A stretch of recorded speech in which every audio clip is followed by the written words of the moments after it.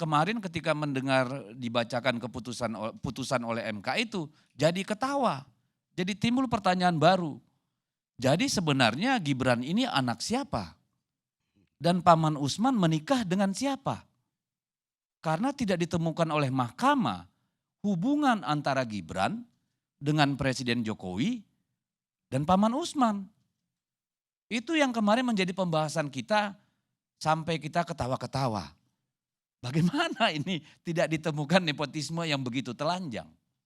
Ya, itu mungkin semacam pelipur lara kita lah bahwa MK masih bisa bercanda dengan kita semua ini.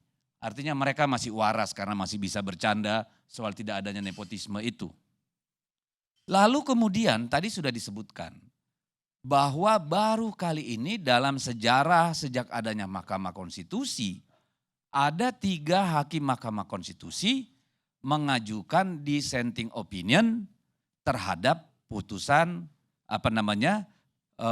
perkara hasil pemilihan umum PHPU baru kali ini. Dan perlu dicatat sejak pemilu langsung 2004 dalam setiap pemilu ini supaya generasi muda kita tahu semua pasangan calon yang dinyatakan kalah oleh KPU menggugat di pengadilan. Tahun 2004 itu Pak Wiranto. Ya, 2009 Pak Prabowo. 2014 Pak Prabowo. 2019 Pak Prabowo. Baru 2024 ini Pak Ganjar Mahfud dan Anies Baswedan. Jadi ini bukan karena kalah, karena memang disediakan oleh konstitusi untuk menyampaikan ketidakpuasan atau temuan-temuan atau indikasi-indikasi. Jadi kalau kami melihat gugatan di Mahkamah Konstitusi kemarin itu adalah cara kita mempersoalkan yang kemarin.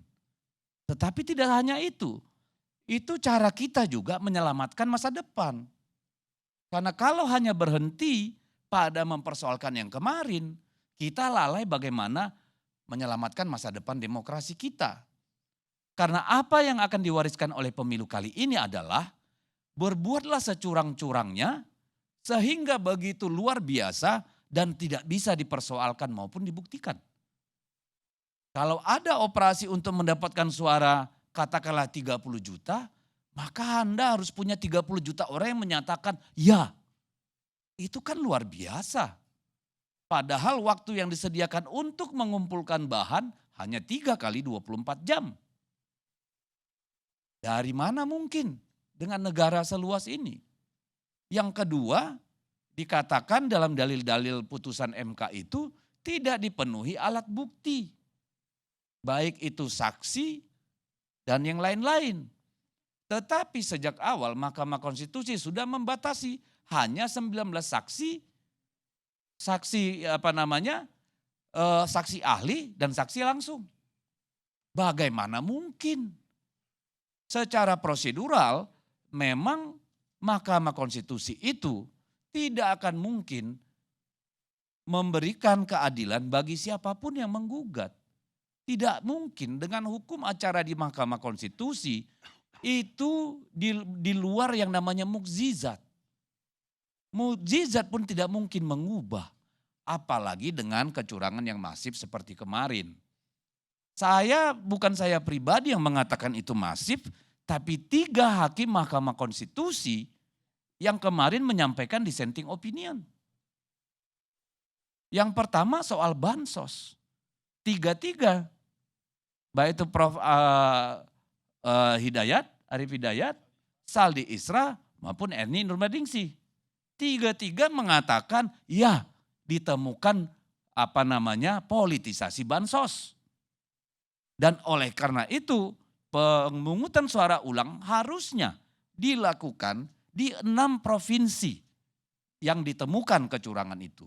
6 provinsi yang disebutkan oleh ketiga hakim ini itu melebihi 60% suara dalam Pilpres. Semua yang baik yang dilakukan Pak Jokowi itu jadi bintang jasa untuk Pak Jokowi. semua yang jelek dilakukan Pak Jokowi menjadi dosanya PDI Perjuangan. Kita lupa ini sistem presidensial. Dan bahwa PDI Perjuangan menghormati yang namanya sistem itu. Supaya Bung Faisal tahu saja, Oktober dilantik, bulan Desembernya aja 2014, kita sudah susah ketemu Pak Jokowi. Pak, tidak semudah itu. Jadi kalau ada yang bilang Jokowi itu boneka partai, petugas partai, saya curiga itu justru datang dari istana. Ya, bukan dari yang lain, gitu loh. Lalu apakah kita harus minta maaf sama rakyat? Pak, sampai kejadian di Mahkamah Konstitusi, kita itu percaya dan yakin pada Pak Jokowi. Jangankan PDI Perjuangan, malaikat pun tertipu. Gimana sih? Jangankan PDI Perjuangan yang cuma manusia biasa. Bisa ya, malaikat pun tertipu, Pak. bisa sedikit. Bentar, sedikit lagi nih, biar saya, nanti aku lupa soalnya. Iya kan? Ini kenapa? Karena tidak ada yang membayangkan. Dalam imajinasi kita terliar pun, Pak Jokowi akan melakukan apa yang dia lakukan kemarin. Enggak nyampe akal kita ke sana, Pak. Jadi kalau ada yang bilang bahwa Pak Jokowi itu maestro politik, menurut saya nekat. Nekat. Karena dia tidak punya rem yang namanya nilai-nilai moral, etika. Apa yang dia inginkan harus terjadi. Dan kerusakan penyelenggara pemilu, kerusakan institusi-institusi negara, institusi kekuasaan, baru pada hari ini kita alami lebih luar biasa dari pemilu manapun. Dan dari awal saya ingin menyatakan bahwa yang menjadi lawan terbesar dalam pemilu kali ini bukan Prabowo Gibran. Bukan Prabowo Gibran. Dan bukan invisible hand, tapi the devil's hand. Yang cawe-cawe dalam pemilu kita. It's not invisible. Karena sangat jelas dan gamblang bagaimana Pak Jokowi pergi ke seluruh daerah yang didatangi oleh Pak Ganjar. Bagaimana dia menunjukkan keberpihakan di markas TNI. Ya kan gitu. Dan seterusnya dan seterusnya. Tapi itu sudah lewat masa lalu. Saya hanya berharap kepada generasi muda kita nih. Yang pemilu yang akan datang ini akan menjadi pemilih dengan persentase sebesar. Yang sangat besar. Negara kita tidak baik-baik saja dalam soal pemilu. Dalam soal demokrasi. Tergantung kawan-kawan di kampus-kampus. Ya, mereka-mereka yang masih punya hati nurani. Untuk mendorong pemerintahan Pak Prabowo Gibran nanti memperbaiki apa hal yang sudah dilecehkan, dilanggar, dipinggirkan oleh Pak Jokowi. Dan Pak Jokowi selamanya akan dikenang sebagai presiden yang cawe-cawe dalam pemilu untuk memenangkan anaknya. Terima kasih.